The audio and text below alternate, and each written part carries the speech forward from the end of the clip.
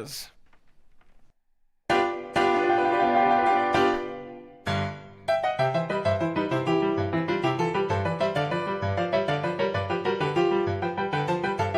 That doesn't really work, does it? Have you tried?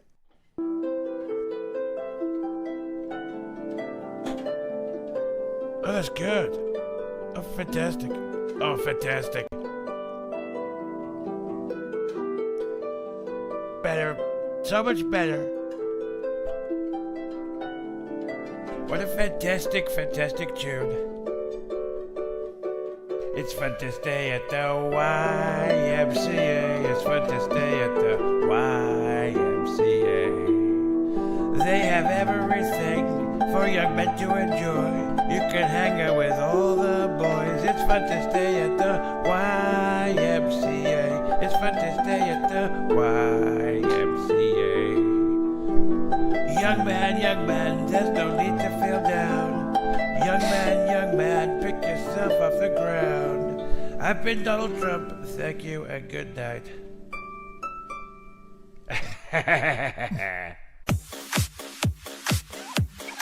And what time? This one's from Jeremy in Wisconsin. And it says, Tuffy Grand Coffee is the best coffee in the world. Thanks for the grift. Anyway, I'm going to find out who this quartering character is. And when I do, he's going to get a bit of the old AstroTurfed treatment.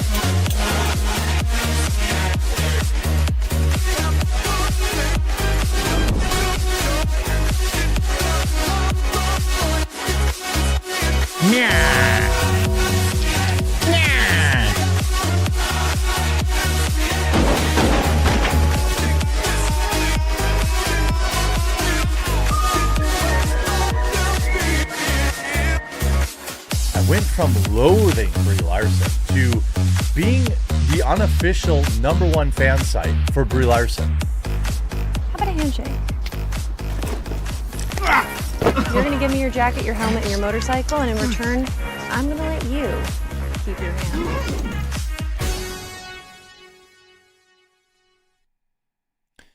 What is going on, everybody? Jeremy here with La Quartering. A few things to talk about tonight. Just making it up to y'all. I had to end my stream early today. I actually have to get up early tomorrow too, but it's, sometimes things, life happens and whatever the case may be. But I'm glad you're here and I appreciate all of your support for those of you that are here and choosing to watch this over perhaps some of the other cast named shows on in this time slot. But I was trying to be here at 5, but life happens. And I apologize for that. Life happens. But we've got a lot of Snap nonsense going on. We've got maybe the most evil bitch imaginable. We've got Democrat insurrection planned. Chipotle. Ruby Doobie. Hey, Ruby. Ruby Doobs is down here saying hi, along with Huckapuppa. And, yeah. How are all you doing tonight? Ruby Doobie. Oh, you stole Huck's yak cheese. She came all the way down there to steal his yak cheese. Looking for aluminum brake calipers for the Traxxas sand car for Christmas, baby. Yeah, I know those brake calipers on the their dune buggy car are problematic. I know that. I know they tend to lock up and stuff. That was a weird car, 2-wheel drive, limited use. But if you have the right area, I think it's probably all right. You know? Jeremy, I definitely think you need to do the intro for the morning stream. That way we don't miss 5 minutes of the show. Yeah, did that actually, like, when you tuned in, it was okay? Thoughts on JD Vance talking? Well, let's pull it up. Let's pull it up. I assume it's on Rumble. Where are you, Charlie Kirk? I assume you're on here. Yeah, there we go. People, I see there's a big line. Another example is I was in Religion 101. People, I see there's a big line, and I hope I can get to everybody's question. Well, let's watch this a little bit.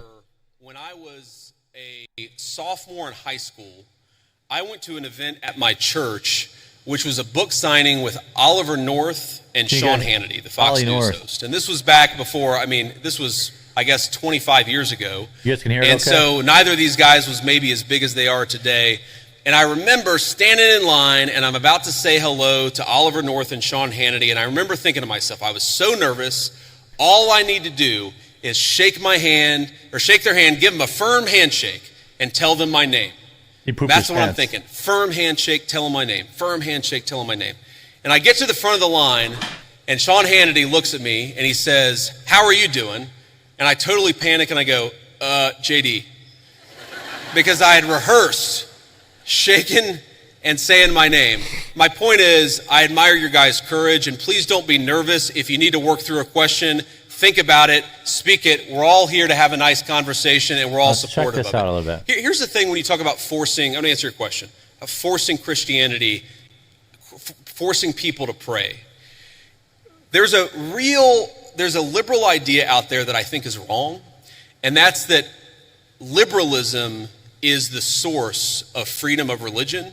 And actually, if you go back to the original founding documents of the United States of America, if you go back to the Anglo legal tradition, well before there was ever a United States of America, what you find is that freedom of religion is actually a Christian concept. And the reason... And the reason it's a Christian concept is very simple. Because Christianity, Imago Dei, the idea that we are all made in the image of our Creator, means that we must respect the free will of every single person. Imago Dei? Now, part of that is you have a conversation with people. Having free will doesn't mean that you're not allowed to encourage somebody, that you're not allowed to talk to somebody about your faith, that you're not allowed to talk about certain values in school. When our founders talked about freedom of religion, they didn't mean you weren't allowed to say a Christian prayer in a public school or that you weren't allowed to talk about Jesus Christ in a public forum. They just meant that nobody could force you to profess the Christian faith. That had to come from your own free will. And I believe that, and I think every Christian who I've ever spoken to believes that the source is the Christian, the source of your faith. The Christian understanding must be your own free will. But here's the thing about Christian values. There are a lot of Christian values out there that I think that we've just sort of assumed and we've in fact taken for granted. Christian values are the idea that you should respect every single person as an individual, whatever the color of their skin, created in the image of God. That's a Christian concept. And in fact, it was a Christian empire, Great Britain, that abolished slavery to begin with. The idea that we should eliminate child sacrifice. What did the Christian settlers find when they came to the New World? They found a lot of civilizations that were murdering babies in weird religious rituals. It was Christianity that said we don't kill children just because they're somehow inconvenient to people. A lot of the things, human rights, the very idea that human beings have rights are a Christian concept. And so I'd ask you, my assumption based on the question is that you're skeptical of Christianity, or at least of certain public professions of Christianity. One of my favorite Bible verses is, "By your fruits ye shall know them." And I think that the fruits of the Christian faith are the most moral, the most just, and the most prosperous civilization in history. I make no apologies for believing that Christianity is the pathway to God. I make no apologies for thinking that Christian values are an important foundation of this country, but I'm not going to force you to believe in anything because that's not what God wants and that's not what I want either. So, Okay. Go ahead. for the school system, do you agree that there should be Christian implementation, or do you think that school system should be neutral and be focused on science, literature, reading, writing, arithmetic? Well, I reject the idea that anything is purely neutral. Okay, there are, for example, let's take a basic scientific fact, and this is a little spicy. I'm not trying to make this too controversial, but take the basic scientific fact of, can you take a pill to change your biological gender? Right. Okay? Now, that's something that 15 years ago, quite literally, every single scientist in the Western world would have said, absolutely not, that's crazy, and now people will. I think the premise of your question, I don't totally share it because I don't think perfect neutrality is possible. What is it? You talk about history. Was Christopher Columbus a great explorer, or was he a guy who committed genocide against the native populations? These debates, I'm happy to have them. I reject the we're gonna idea get that to. We're gonna get. I don't have like neutral a debates. ton of time. I just wanted to Anybody check in who's on telling this. you We've got their topics view to is talk neutral about. Likely has an agenda to sell you, and I'm at least Erika honest already about did the fact talk, that yeah. I think the Christian foundation of this country is a good thing. Next. Okay, thank you. We'll give one more And question, and for then the pill we'll you're get to. talking about, what do you mean specifically? Are you talking about testosterone, estrogen? Yeah, I'm talking about hormone replacement therapy. That's what I'm talking about. Just to be respectful, let's keep it going. Yes, thank you. Have a good night. You too. Hello, Mr. Vice President. Thank you so much for giving this opportunity to Oh, talk here we go. today. I did not agree with many of the things that you said right ahead of this, but I don't think that's my point to discuss here. What I want to ask is, you are married to a woman who is not Christian. In her Wikipedia, I mean, I just looked that up. I wanted to know what her faith was. I didn't know this before. But she still calls herself Hindu. You are raising three kids in interracial, cultural, racial, religious household. How are you maintaining, or how are you teaching your kids not to keep your religion ahead of their mother's religion? Or how are you teaching them that your kind, they're that kind who got here just few years or few decades ago is different or is better than your mom's kind who got here just a generation before? How are you balancing that? And when you talk about too many immigrants here, when did you guys decide that number? Why did you sell us a dream?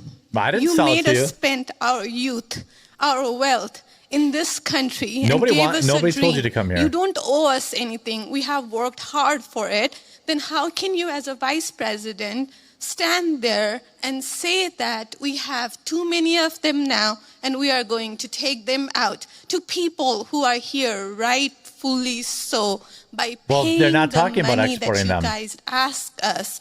You gave us the path, and now how can you stop it? Again, they're not talking about deporting legal immigrants. I'm sorry. One more thing. Sure. Do you have to There's be... a lot there. I don't know if I'm going to remember all this, but I will try. I'm sorry. I had to say all of this, and please take it with due... I mean, I'm saying all of this with due respect. Go ahead. Please. I have no intention of causing a scene here or anything, but... We're not close to causing a scene, don't worry. But we talked about Christianity, all of this. I'm not even Christian, and I'm here standing to show support. Why are we making Christianity one of the major things that you have to have in common to be... Well, because this country was founded by Christians. That is undeniable. Is that still a question? Why do I have to be a Christian? Okay. You don't have to be a Christian. There was a lot there, and I'm going to try to respond to as much of it as I can. So on the question of immigration. So first of all, I can believe that we should have lower immigration levels, but if the United States passed a law and made a promise to somebody, the United States, of course, has to honor that promise. Nobody's talking about that. I'm talking about people who came in violation of the laws of the United States of America, and I'm talking about in the future reducing the number of people. Sorry, what? May I continue on that? Because when you just said you are not stopping with the people who came here legally, right? But you are pushing out policies that hurt us. And these policies are not even solving the problems. You don't these know. Policies You're 12. are just creating chaos. Ma'am. Okay, so again, I'm gonna finish answering the question, and then if I've answered all 9 of your questions in less than 15 minutes, then we can keep on going. We got to have a little fun, right? So here's the thing. I can believe that the United States should lower its levels of immigration in the future, while also respecting that there are people who have come here through lawful immigration pathways that have contributed to the country.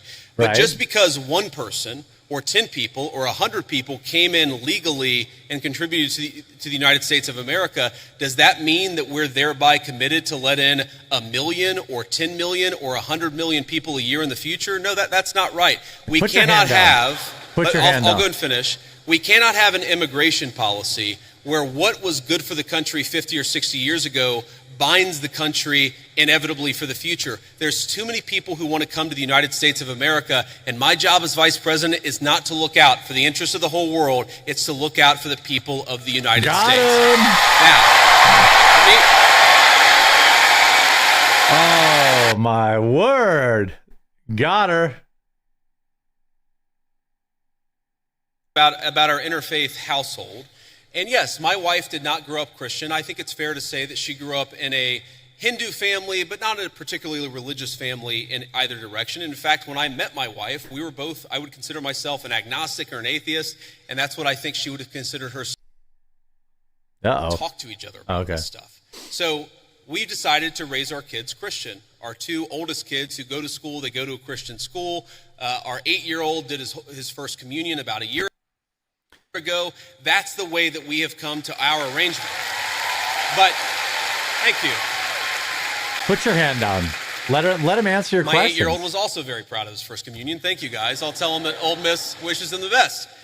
But I think everybody has to have this own conversation when you're in a marriage. I mean, it's true for friends of mine who are in Protestant and Catholic marriages, friends of mine who are in, atheist and Christian marriages. He did redeem it. Just gotta Why are they cutting stuff out? Is it just jumping around? If weird? you are at weird. another university and are in weird. You've got to make those decisions as a family unit. For us, it works out. Now, most Sundays, Usha will come with me to church. As I've told her and I've said publicly, and I'll say now in front of 10,000 of my closest friends, do I hope eventually that she is somehow moved by the same thing that I was moved in by church? Yeah, I honestly do wish that, because I believe in the Christian gospel, and I hope eventually my wife comes to see it the same way. But if she doesn't, then fine. God says everybody has free will, and so that doesn't cause a problem for me. That's something you work out with your friends, with your family, with the person that you love. Again, one of the most important Christian principles is that you respect free will. Usha's closer to the priests who baptized me than maybe I am. They talk about this stuff. My attitude is you figure this stuff out as a family and you trust in God to have a plan and you try to follow it as best as you can. And that's what I try to do. I want to make a final point. So I don't want to cut you off. I want to be respectful to all the people behind you in line. But I want to make this point about immigration, okay? If you ask the question, what is the exact right number of immigrants for the United States to 0? All right, let's get on with the topics I have for tonight. I got a couple of topics I want to talk about.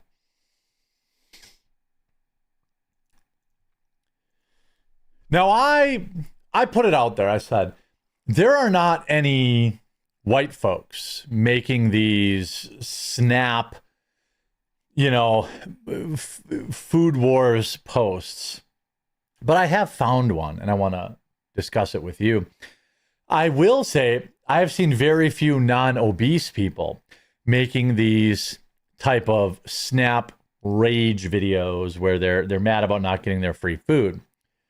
As with every video where I cover SNAP and or food stamps, I do want to be very clear that I believe that there are, in fact, millions of Americans who actually do need it. Whether they're physically, mentally disabled, whether they are unable to work for legitimate reasons, whether they're in between jobs, whether they are living at or below the poverty line and they need a little bit of help. I actually don't care about those people getting a little bit of help. My issue is that when my government says that there's 42 plus million Americans, about 12 to 13% of the entire United States population receiving free money, taxpayer money, I think that number is too high. And I think that there's probably 10 to 20 million illegals who use their anchor babies to get SNAP benefits. I believe there are millions of people who are abusing their SNAP benefits by getting the food that they don't need and then selling it. We've talked about ad nauseum that a recent study showed that people with SNAP benefits actually spend more money on groceries than people without SNAP benefits.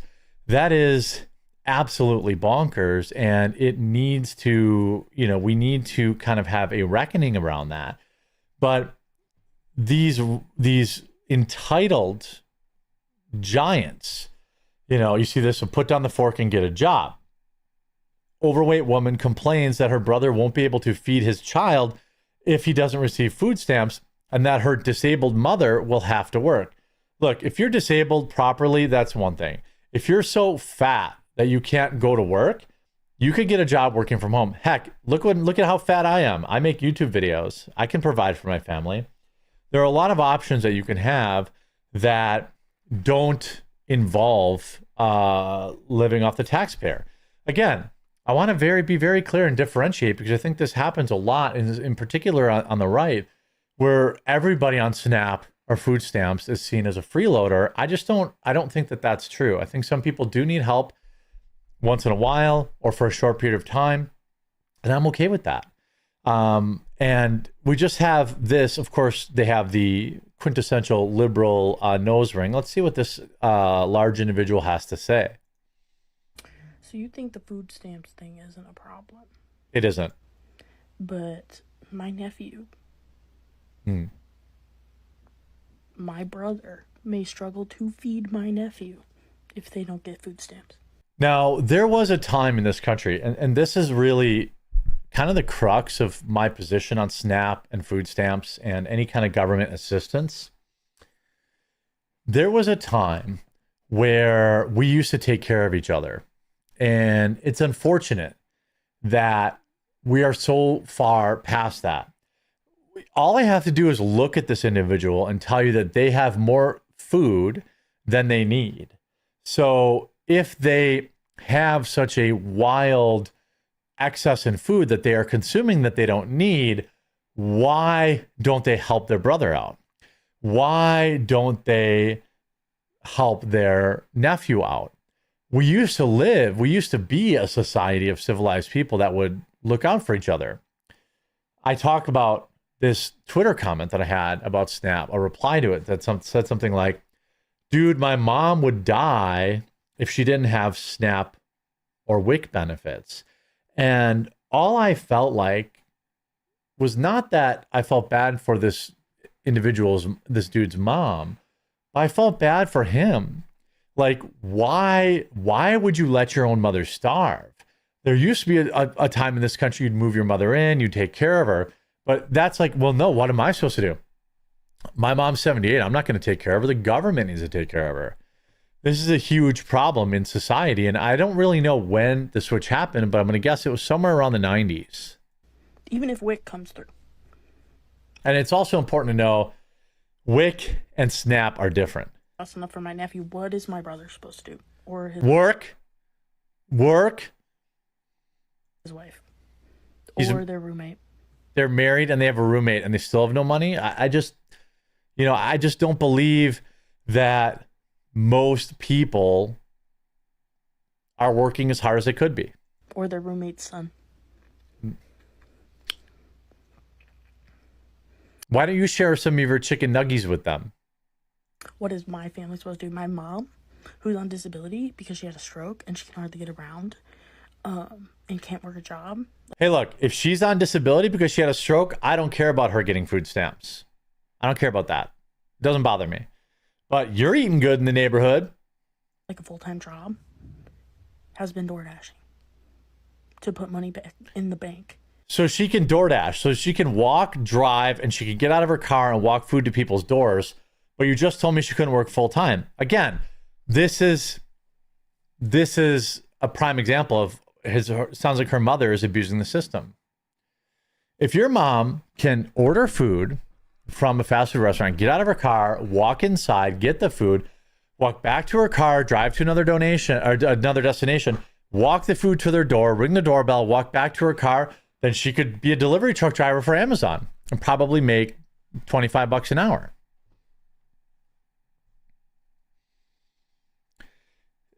Again, there is this wild over assumption.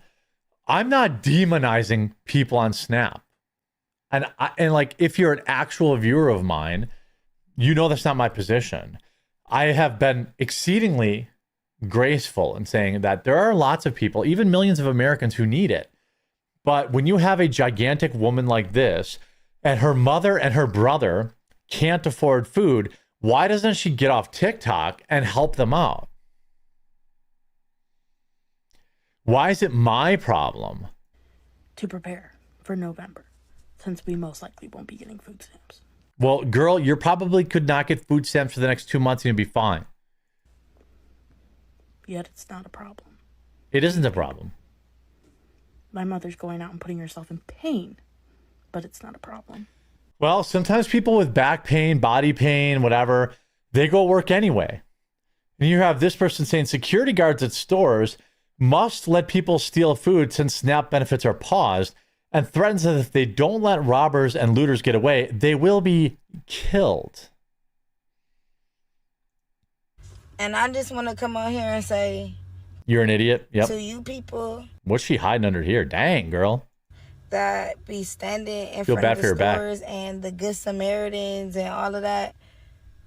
When November 1st come, and if they don't uplift this shutdown for these SNAP benefits, I'm going to need y'all to mind y'all business.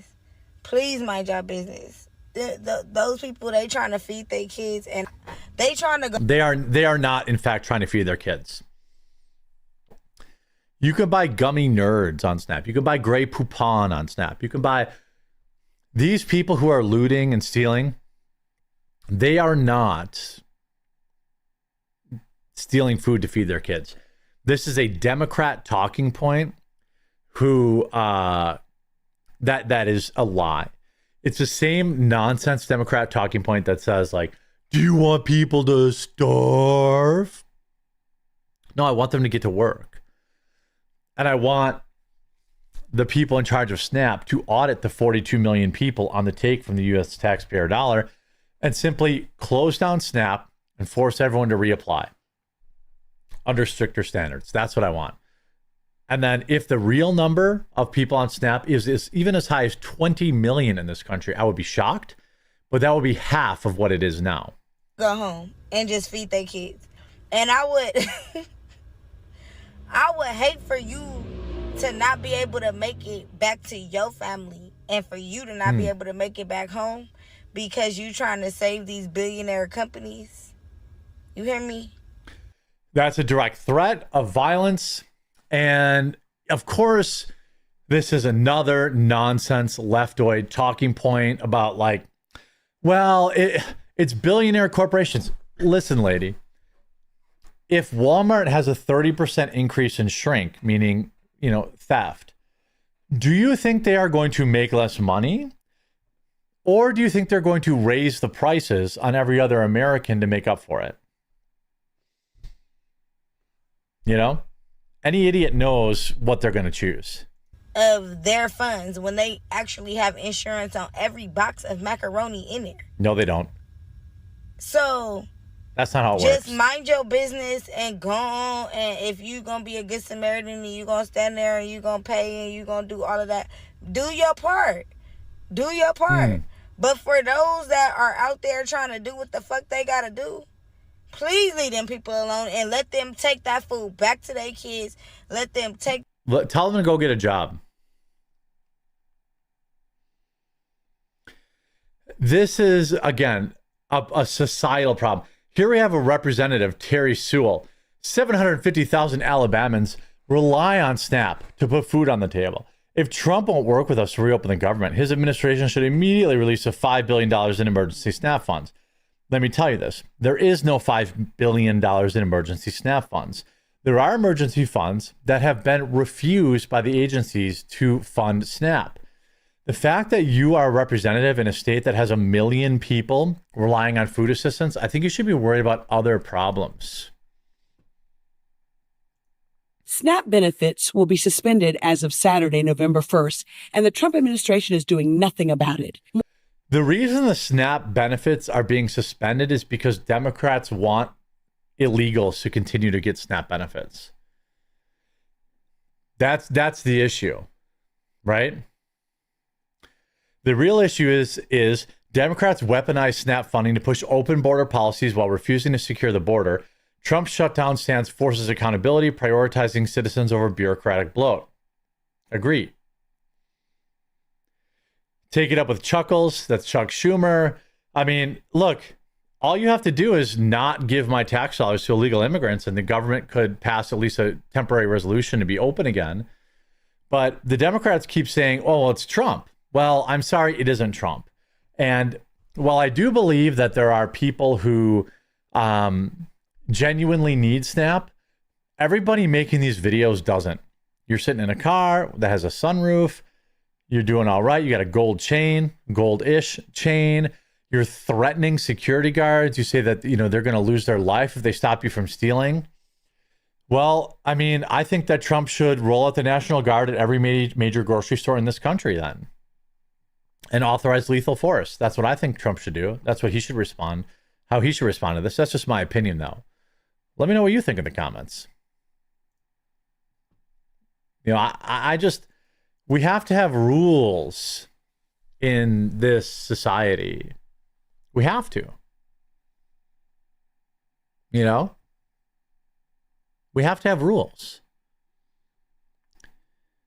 I'm going to grab some water and we're going to get right into these next 3 stories here after a quick word from Morgan & Morgan. If you're in an accident or injured in any way, you should know how to protect your rights. That's why I'm so glad to have this video sponsor Morgan & Morgan. When you're seriously hurt, your injury could be worth millions of dollars. Morgan & Morgan doesn't settle for lowball offers. Just in the past couple of months, Morgan & Morgan saw verdicts of $12 million in Florida, 34 times the highest insurance offer, $26 million in Philadelphia, 40 times the highest insurance offer, and $6.8 million in New York, 25 times the highest insurance offer. Their fee is absolutely free unless you win. Fighting big companies takes a big law firm. As America's largest injury law firm, Morgan & Morgan are ready to take on insurance companies of all sizes. Morgan & Morgan has modernized the injury law process so you can submit a claim and communicate with your legal team all from your smartphone. And remember, size matters. Morgan & Morgan is big. They're America's largest injury law firm. That means they have the resources to fight to get you the best results, and they're capable of spending millions on a case to see it through. Did you know you can start a claim with America's largest injury law firm in just one click?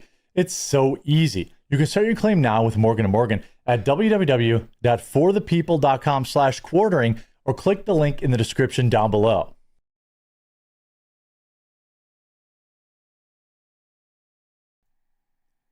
All right, next topic.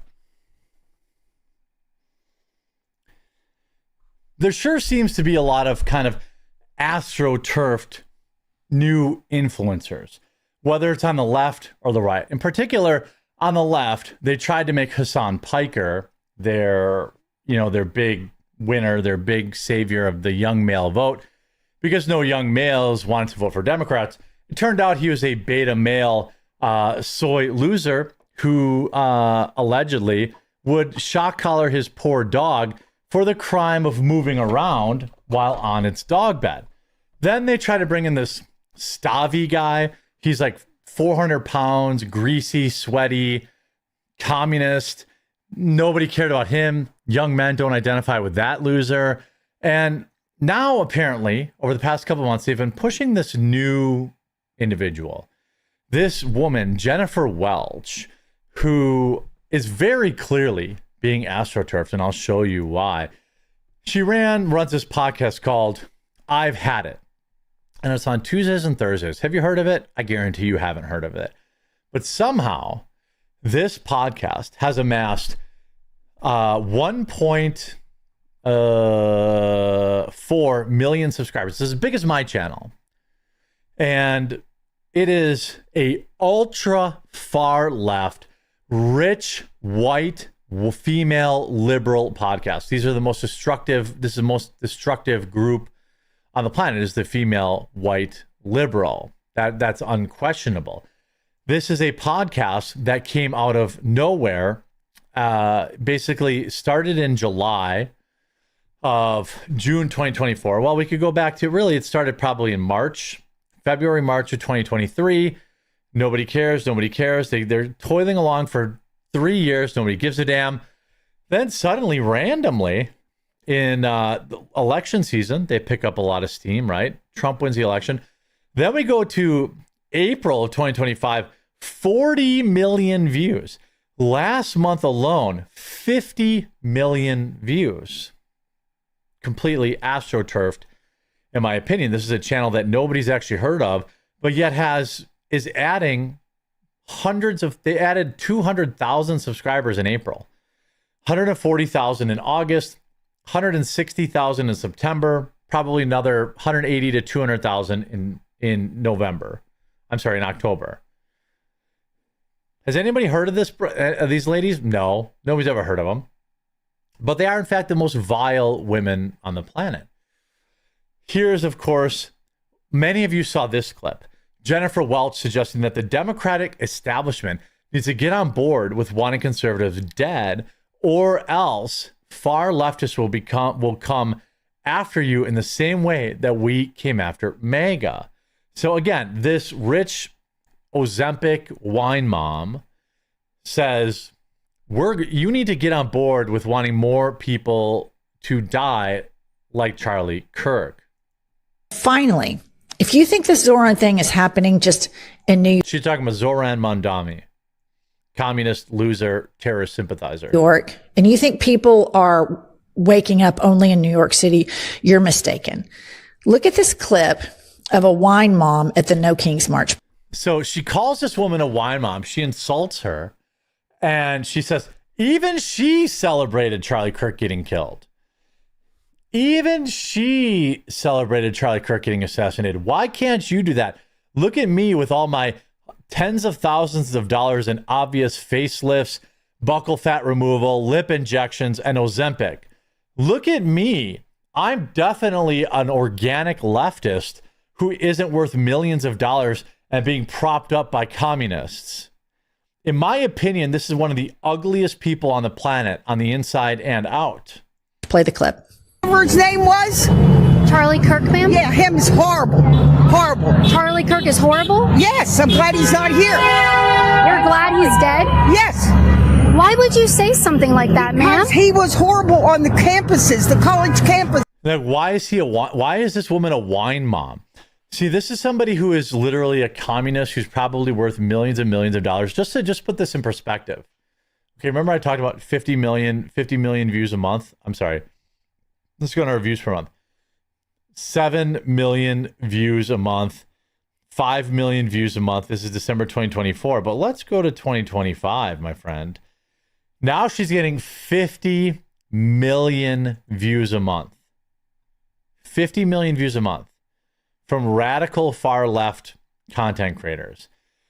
This is somebody that is making, I'm going to guess, $200,000 plus a month. $200,000 plus a month. Okay? She's making, let's see if I can compare it to, let's see, what did I get last month? Obviously much smaller.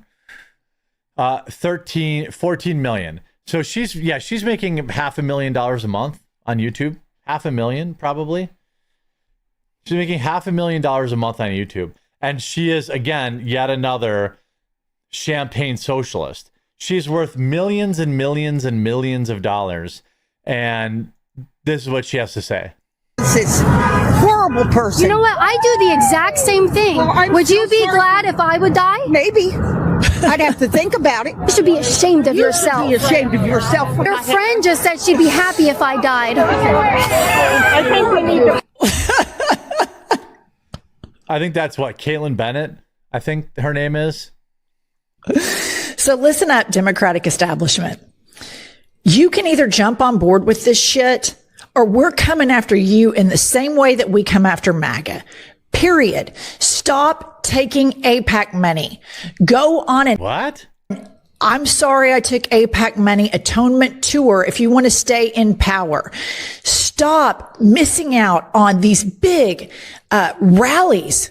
Hakeem and Chuck should have been front and center introducing the next mayor of New York City, but no, they wouldn't show up because they're pussies. They're pussies that are beholden to the same corporations that Donald Trump. This is like AIDS trans Hassan Piker. This is yet another multi-millionaire, and I can tell you just by looking at her own, that's just her YouTube analytics. That's not what she makes in ad reads, sponsorships, other platforms, Spotify. We're talking about somebody who makes $5 to $10 million a year, talking about how we need radical socialist leaders because New York is going to elect a terrorist sympathizer in Zohran Mamdani. Mamdani, don't really care. New York is cooked, okay? Any like able-bodied normal person is going to leave, and all that's going to be left is a communist wasteland. And this skeletal woman thinks that because Mamdani was able to defeat an actually worse candidate in Cuomo, that this means nationwide we're going to be electing communists and socialists. It's not true. This idiot is gassing up Gen Z NEETs, LARPers, losers, thinking we've got a revolution coming. Nah, most people are looking at what's happening in Minneapolis and saying, I don't want that. Most people look at what happened in California and they're saying, I don't want that. I'm not interested in that. And like, again, this woman who looks like she's very clearly had plastic surgery. Let me be very clear. So she's extremely self-conscious about her looks. She looks like a man, in my opinion. But she is, in fact, a nasty, foul human being. She's insufferable, insulting women, Christians, calling Riley Gaines a bitch just for standing up for women and girls. Again, this is what they call suicidal empathy. One thing I want to say about Riley Gaines, as she sits there and has the moral high ground against AOC. She does have the moral high ground against AOC, by the way. Skeletor. When I look at people, if I were to say who's more... She's had plastic surgery. You see this, like how her face isn't? She's had her buccal fat removed. She spent a lot of money. That's why I'm saying this is a plant. They're going to try to push her. They're going to AstroTurf her. Remember, it wasn't that many years ago, but they had like all these van lifers. They're like, oh, look at this van lifer get 10 million subscribers in like a month. And then they just disappeared. That's what's going to happen with this broad. Christ-like. I would pick AOC and the atheist Jew Bernie Sanders. Atheist Jew Bernie Sanders. And the Muslim Zohran Mamdani. A million times over you, Riley Gaines, because Riley Gaines, all you do is hate on people. All this woman does is hate on people. You literally just said you called Bernie Sanders an atheist Jew as a pejorative. I mean, the horseshoe theory is so real. Like, this chick would definitely want to blow Nick Fuentes. This chick would have Nick Fuentes' babies in a heartbeat. Because they believe the same things. You are wound up like a cheap clock.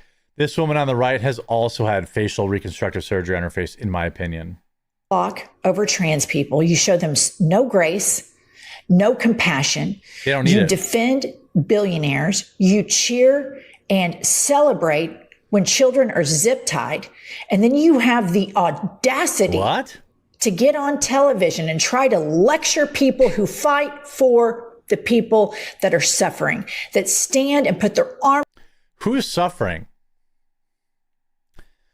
The biological men who feel the need that they absolutely must participate against women, the biological men that said that it is a human right for them to change against young women and girls. Again, this is I'm telling you, I'm looking at these analytics and I'm telling you this is AstroTurfed.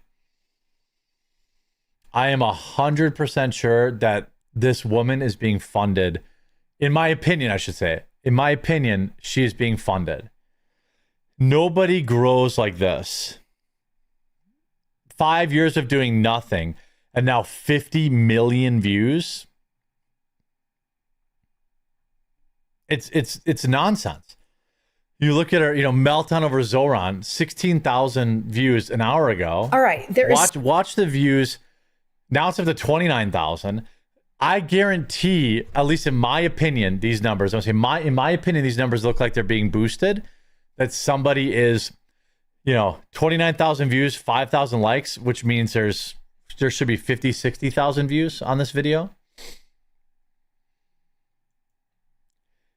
I believe that the I've Had It podcast is being AstroTurfed by somebody. I don't know who, but this woman is unattractive, both inside and out. She's not entertaining. She basically just popped on the scene a few months ago.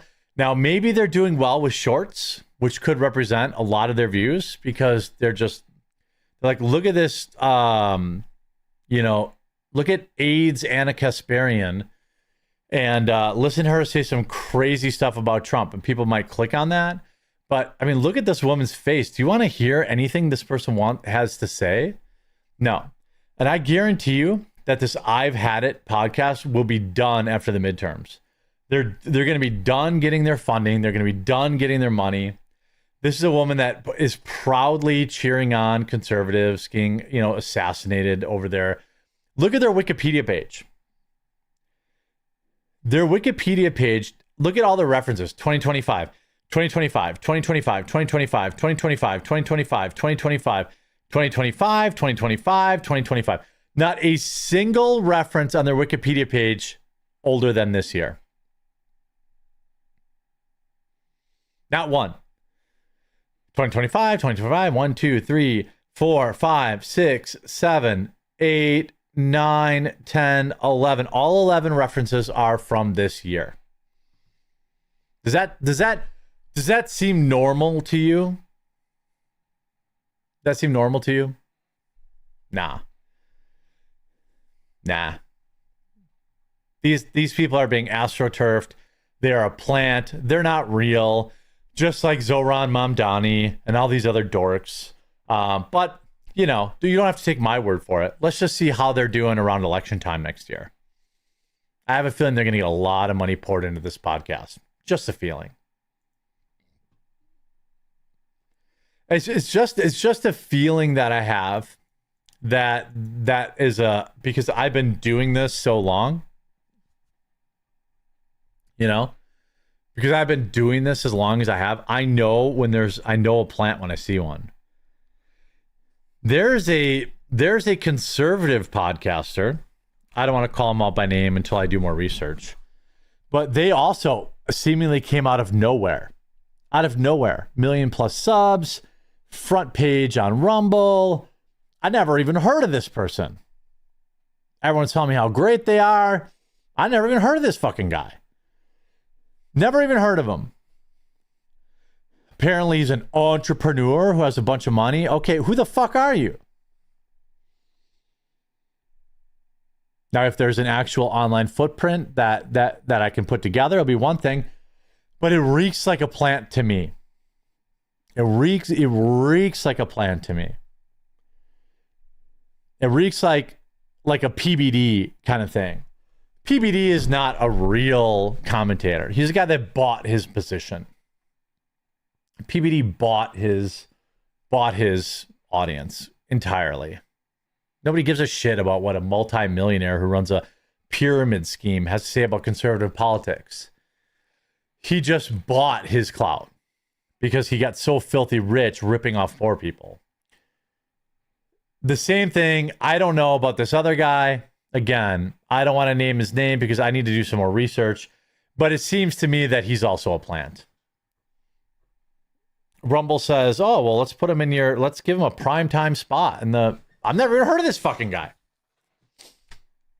Never even heard of him. Suddenly he's preempting me, getting a better spot than me. Never even heard of the guy. Maybe he's totally legit. Maybe he's totally legit. Maybe. Just weird. It's just weird when there's suddenly a conservative commentator with 2 million subs and 20,000 live viewers that nobody's ever heard of. Just like it's weird when there's a leftoid commentator with 1.5 million subs that nobody's ever heard of. That's suddenly going viral on X every single day. You know? No, I'm not drunk. I'm drinking Red Bull watermelon, sugar-free. I don't live stream drunk anymore. It's too dumb. You end up saying stupid stuff you don't mean. I mean, I've been on the record. I think PBD is a fraud.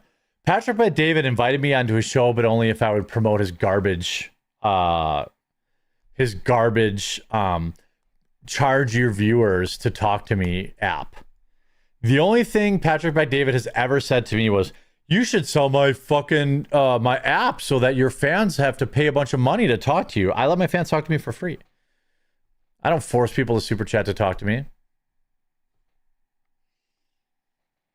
I read the regular chat. Yeah, it'd be nice if more people super chatted, but that's not the culture I want.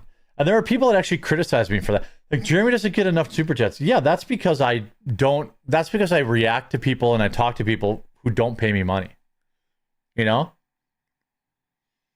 If I was like some of these other commentators, I would just never read your comments unless you paid me money, and then I would get a lot more super chats. But that's not the vibe I want. I don't live stream for more money. I do just fine. You know? It's true. Jeremy even meets behind the Arby's dumpster sometimes. Yeah, but you spelt that wrong. It's MEATS, not MEETS.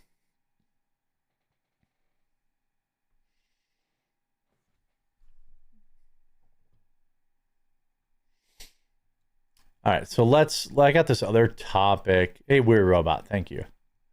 Appreciate that, bud. I don't understand. Do I need to this guy is buying a plane. He is doing good. If you first of all, the planes my wife buys cost about as much as an SUV. It's not like she's buying a $20 million. There's a major misconception around private pilot planes. My wife's plane costs less than a Tahoe. I'm not saying it's no money, but I'm saying it's not, millions of dollars. Jeremy, come to my haunted house this Friday. 19 canopies, 10 themes. That's crazy. I don't do haunted house. My wife doesn't like them. She likes being scared, but she doesn't like people touching her. Yeah, it's not a G5. No. I think her plane cost like 65 grand when she bought it 6 years ago, and she still has it. Okay, let's see. Wait, I feel like I don't have the right Rumble chat open. I see the Weird Robot super chat on Rumble, but it's not showing in my Rumble chat. That's weird. That's odd. Why is it showing up there but not? Okay, whatever. Let's get on the next topic.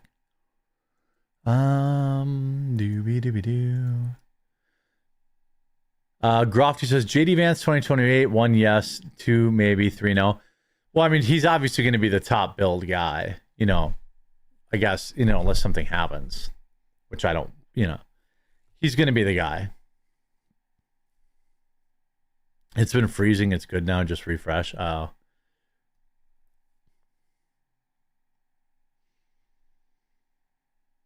Yeah, let me refresh the Rumble chat. Maybe, I don't know, maybe that'll work.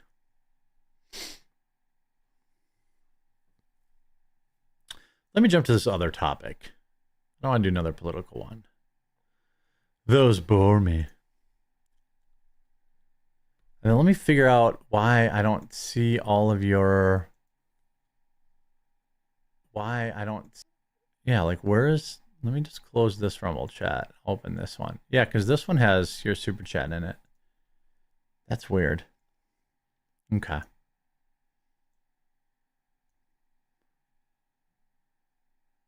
Fix that. What day is it? Wednesday? So Thursday, tomorrow's AstroCast, and then Friday's Lone Wolf Cast. And I'd like to do some gaming streams coming up, to be honest with you.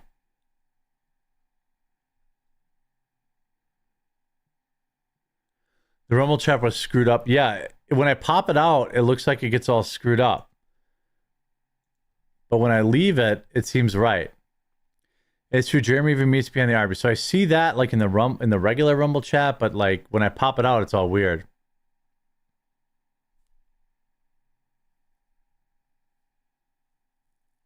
Okay, so it's not just me. I'll refresh this here. I feel like I'm the only one that ever has tech issues with Rumble. No one else.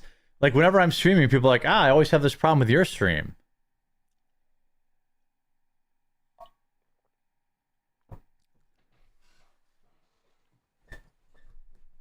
Let's talk about this.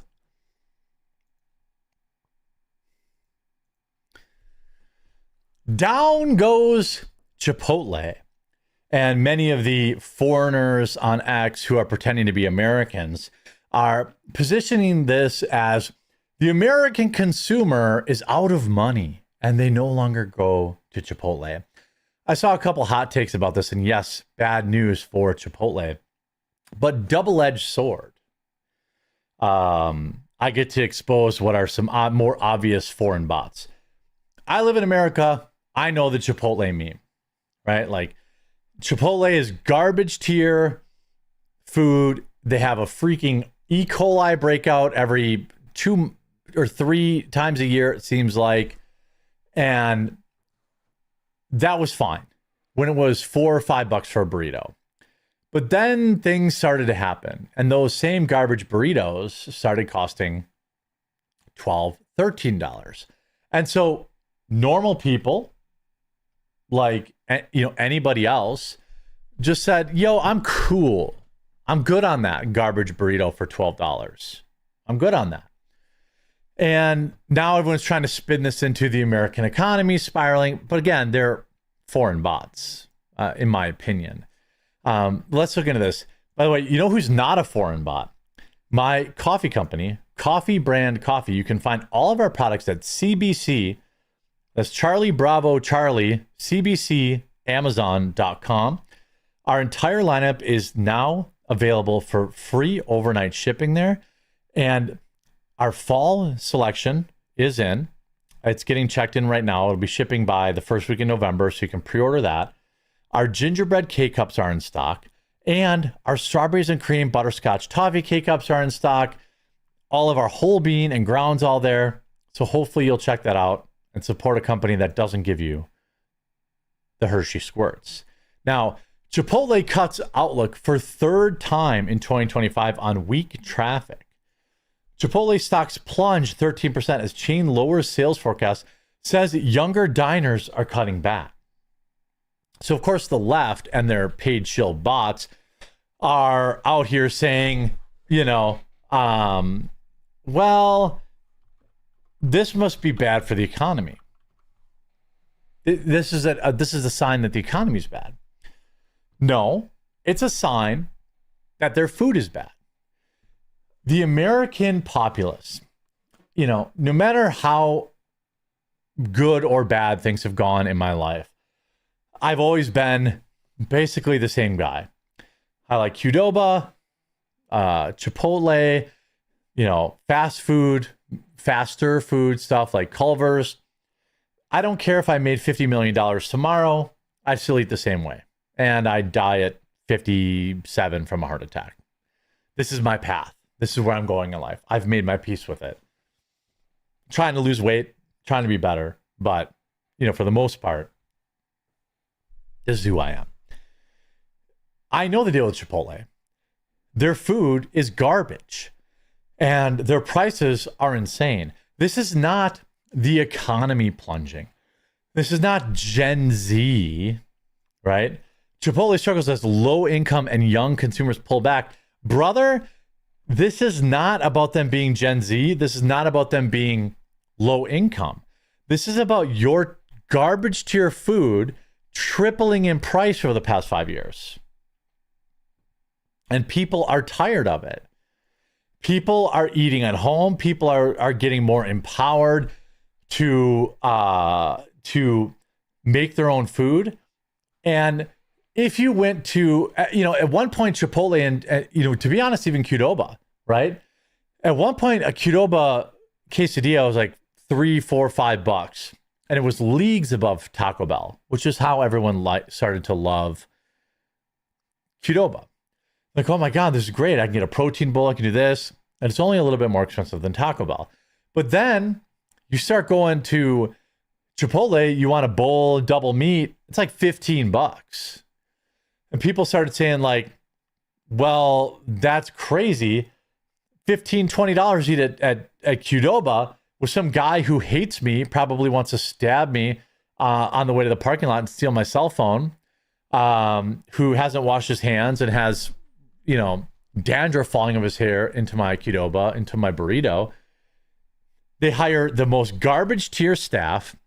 Their portions have gotten hilariously small. I don't remember if it was Qdoba or Chipotle, where there was like this viral meme about people asking for like extra sour cream or extra whatever. The real reason that Qdoba has fallen off is because their food was never that good in the first place. People just hated it because it was cheap. Then COVID came around, and just like McDonald's, just like Wendy's, just like Arby's, just like Burger King, they started taking advantage of the American consumer. And it worked.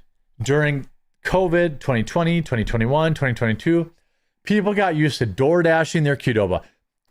Do you know what the average cost like DoorDash Qdoba for a family is? Like $60. You could go to an actual Mexican restaurant and pay that same amount of money and get twice the food. That's what happened to Qdoba. It is not Gen Z's fault. It is not low-income people's fault. It's people saying like, yo, I'm tired of getting booty busted by these companies that have garbage tier food.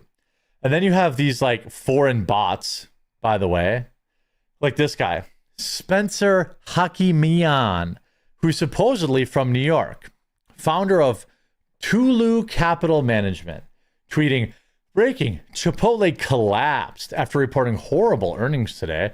The consumer is out of money, right? 2.1 thousand likes. Their stock is down 1%. That's not collapsing. Okay. It's down 1%, collapsed. And then, of course, I replied, what country are you from? And they never replied. So I quote tweeted this foreigner, and I said, the consumer is not out of money. They are fatigued by being ripped off ever since COVID. It took a while, but people realized they were paying 500% more for garbage food made by somebody who hates them, rather than just making it at home or going to a non-fast food joint. So then this foreigner bot immediately replies to my tweet saying, exactly. Wait a minute now, Spencer. I quote tweeted you, and you said that the consumer's out of money. I said the consumer's not out of money, and you instantly replied and said, exactly. So of course I replied, wait, you were the one that wrote the consumer's out of money though. What country are you from? Do you think they replied to this? Nope. Nope. Just another foreign bot, monetized, spreading divisive fear prawn for profit on X. Now, if I go to Google and I look at Chipotle, I'm sure their stock is down, right? Right? It's down 1%. 1%. Is that collapsing? I don't think so. Now, if you look at after hours, it's down 16.5%.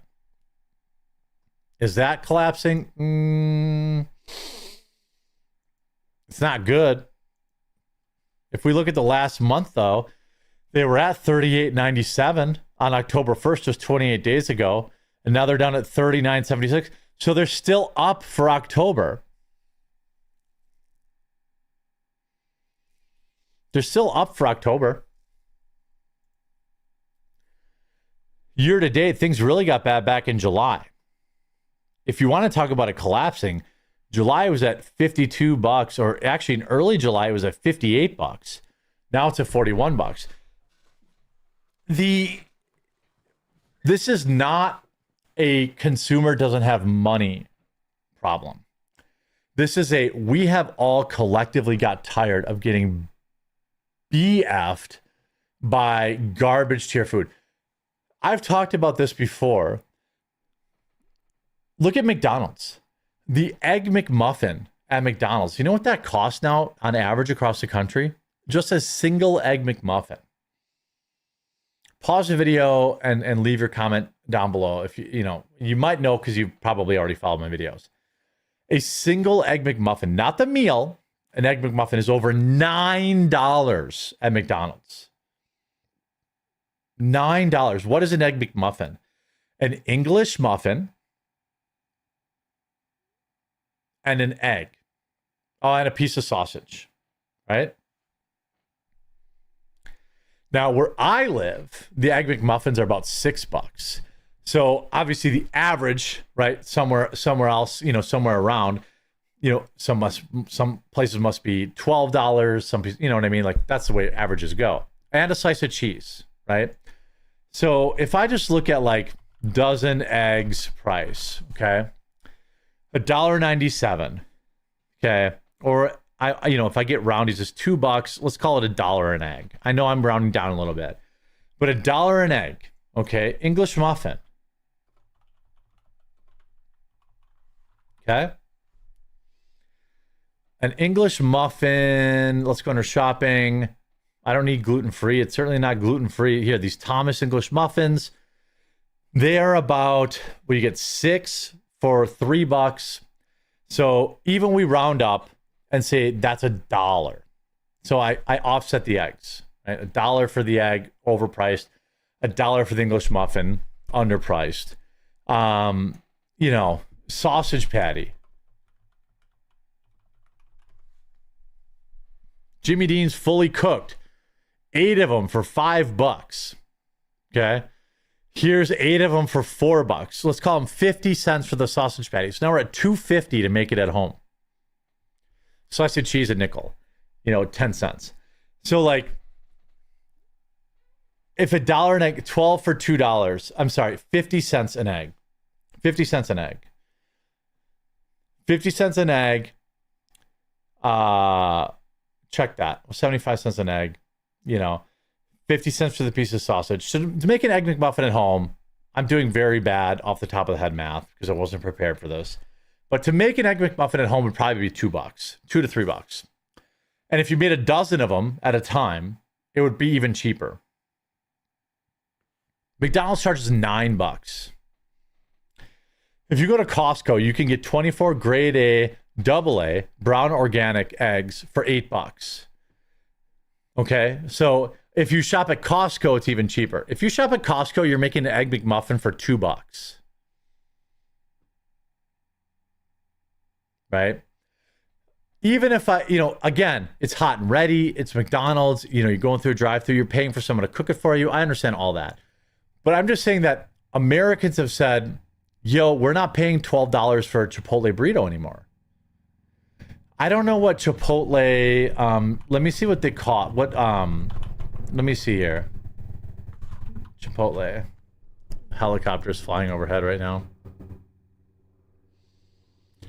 It's great living in the middle of nowhere, but I'm also on the flight line. So let's take chicken, not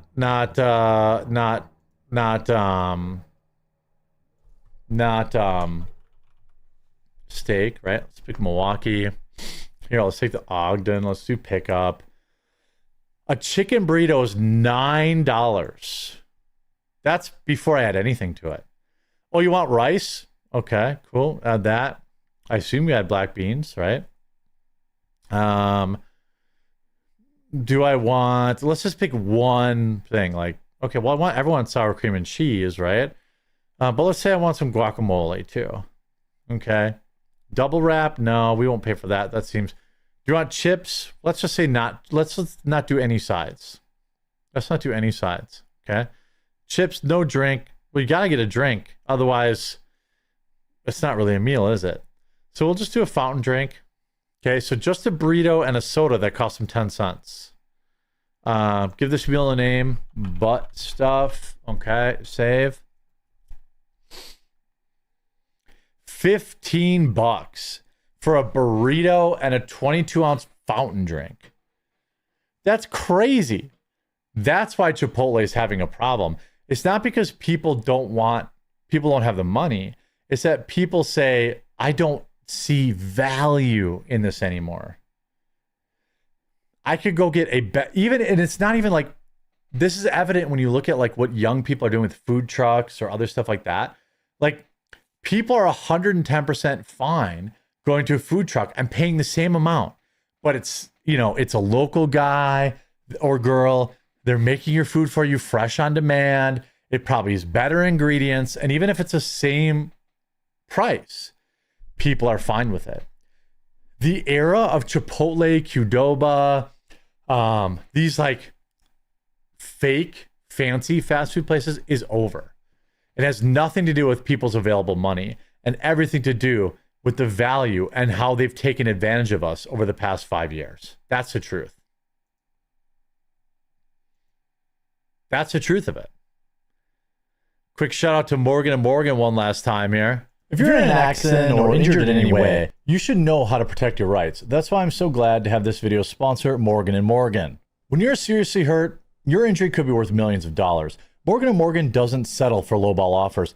Just in the past couple of months, Morgan & Morgan saw verdicts of $12 million in Florida, 34 times the highest insurance offer, $26 million in Philadelphia, 40 times the highest insurance offer, and $6.8 million in New York, 25 times the highest insurance offer. Their fee is absolutely free unless you win. Fighting big companies takes a big law firm. As America's largest injury law firm, Morgan & Morgan are ready to take on insurance companies of all sizes. Morgan & Morgan has modernized the injury law process so you can submit a claim and communicate with your legal team all from your smartphone. And remember, size matters. Morgan & Morgan is big. They're America's largest injury law firm. That means they have the resources to fight to get you the best results, and they're capable of spending millions on a case to see it through. Did you know you can start a claim with America's largest injury law firm in just one click? It's so easy. You can start your claim now with Morgan & Morgan at www.forthepeople.com/quartering or click the link in the description down below.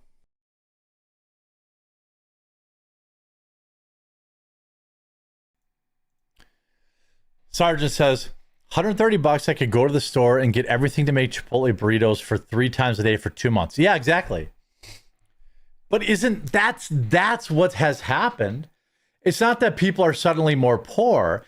It's that we're tired of getting butt fucked by these companies. We're tired of paying $15 for a double cheeseburger meal. So people are like, oh my God, what's happened to fast food? Well, it got too fucking expensive.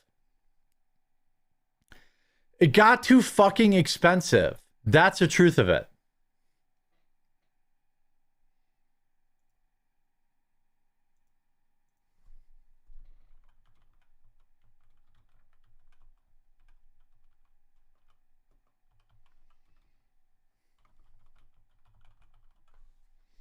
That's what happened.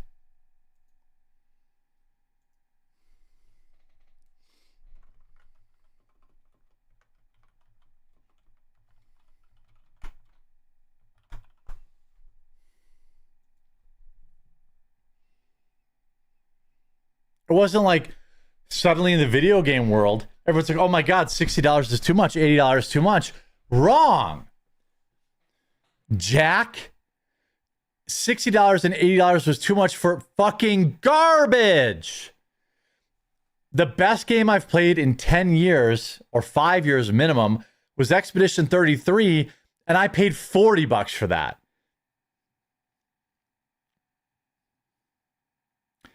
It had nothing to do with whether or not I had $40 or $60 or $80. It was because the game was good.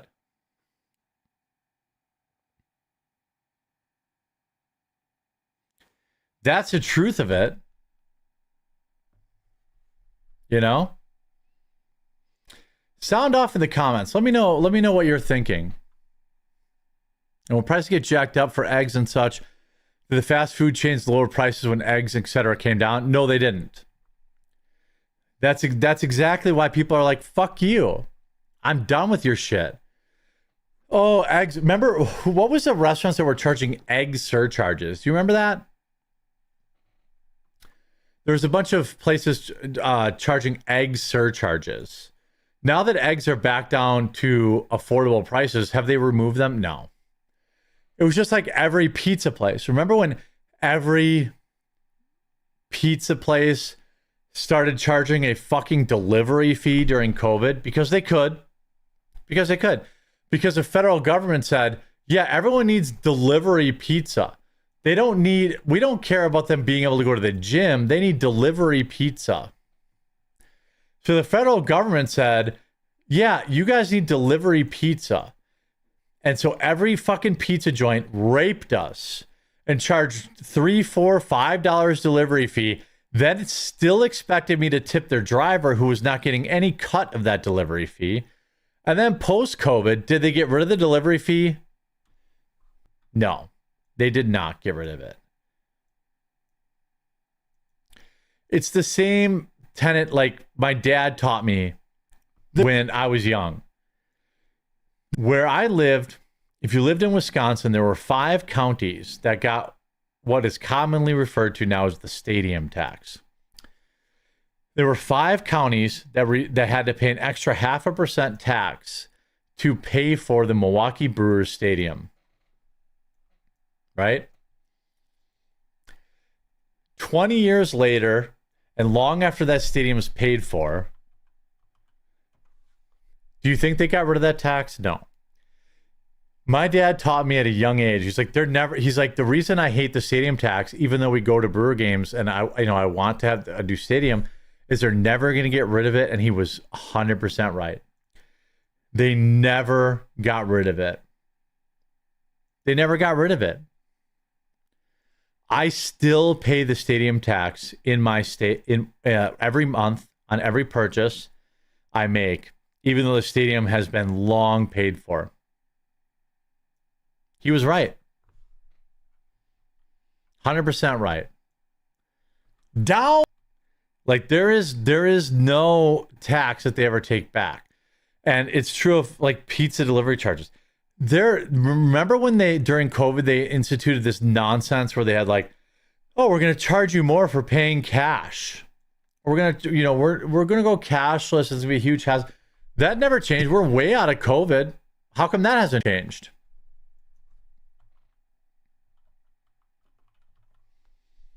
Right? Because they don't have to. Because Americans said, that's okay.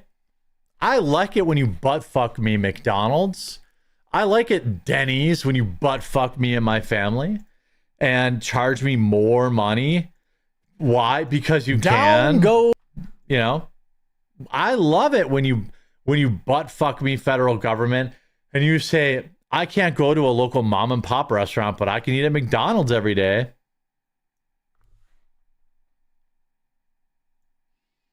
Right? So a lot of these companies got really fat during COVID. Really fat. Really fat. And now they're like, wait a minute.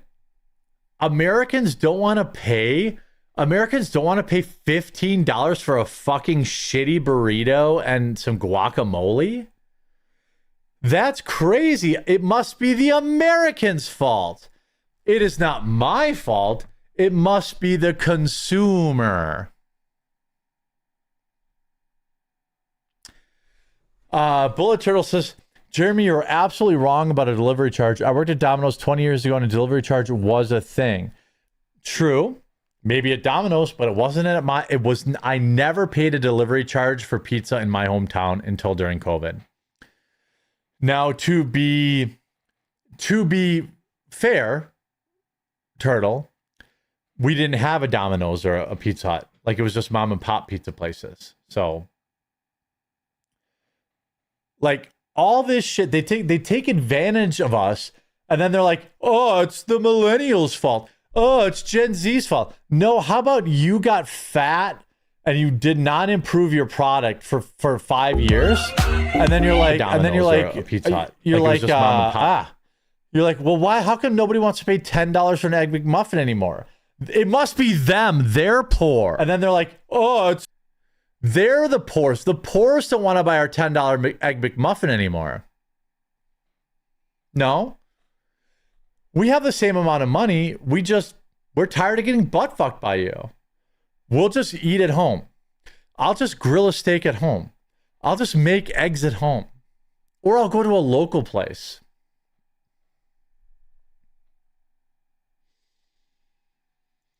We're not poorer. We're smarter. We've woken up to this nonsense.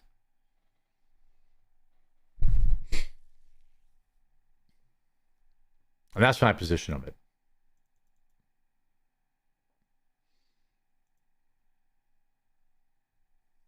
You know, McDonald's didn't,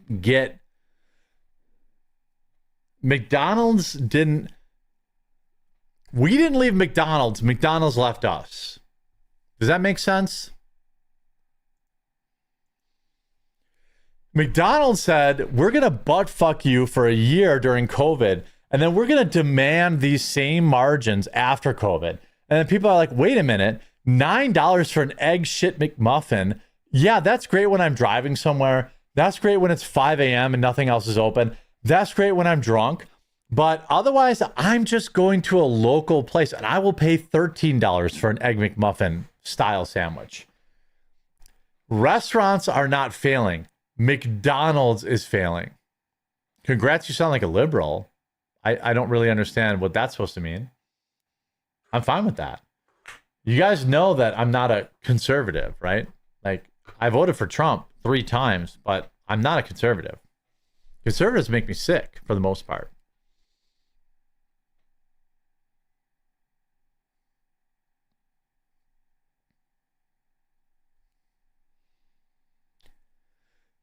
I think he's editing or just misclicking another video. Oh yeah, I was editing there. Sorry about there was some weird audio stuff happening, but I was just editing those clips. I have to get up super early tomorrow and help my wife out. So I wanted to stream tonight and get a couple segments done and, you know, check in with all you guys. I don't understand how McDonald's stock is still going up. Well, they just keep firing people, right? So their margins still look good. But eventually this is a house of cards that's going to collapse. People are done paying for this stuff. Say butt fuck again? I just did.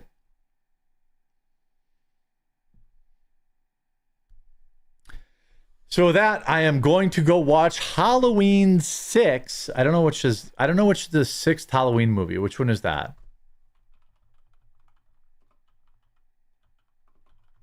Halloween movies in order.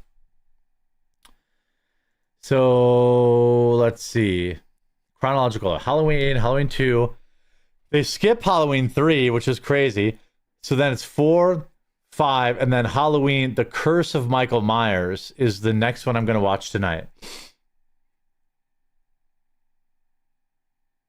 Wait, no, I don't want these other people's time. I just want the timeline of Halloween's. I don't give a shit about Jamie Lee Curtis's timeline. I watched 5 last night. Isn't it 6 next? Halloween, Halloween 2, Halloween 3, Season of the Witch, Halloween 4, Return of Michael Myers, saw that. Halloween 5, The Revenge of Michael Myers, saw that. was Halloween, The Curse of Michael Myers, 1995, and then H2O, which I actually remember seeing in the theater.